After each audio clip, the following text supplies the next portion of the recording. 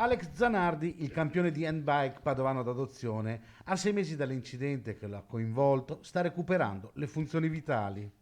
A dirlo il magazine del Corriere della Sera, che riporta che il 54enne atleta paralimpico vede, sente e stringe la mano su richiesta, alza il pollice se gli viene chiesto.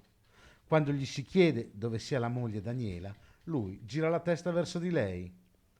Al momento non riesce a parlare a causa di un buco in trachea che i medici contano di chiudere a breve. La notizia è stata accolta con gioia anche a Noventa Padovana, dove l'atleta risiede da anni. Mi fa solo che straordinariamente piacere.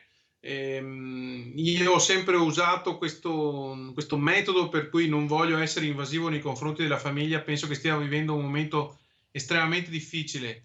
La famiglia ed Alex sanno che tutta la cittadinanza del paese di adozione, perché lui non nasce qui ma si è trasferito da molti anni a Noventa, gli sono non vicini di più. Se potessimo sostenerlo ognuno con le nostre braccia, lo faremmo anche fisicamente, da quanto lo sentiamo parte della nostra comunità e per quanto lui ha saputo darci nelle occasioni pubbliche in cui abbiamo avuto la possibilità appunto di confrontarci con lui, di ascoltarlo, di prendere atto del suo grande amore per la vita che è poi quello che sta mettendo in campo anche in questo momento. Quindi mi auguro che veramente sia, come dire, stiamo scavallando il periodo peggiore. È una notizia straordinaria quello che ha preso.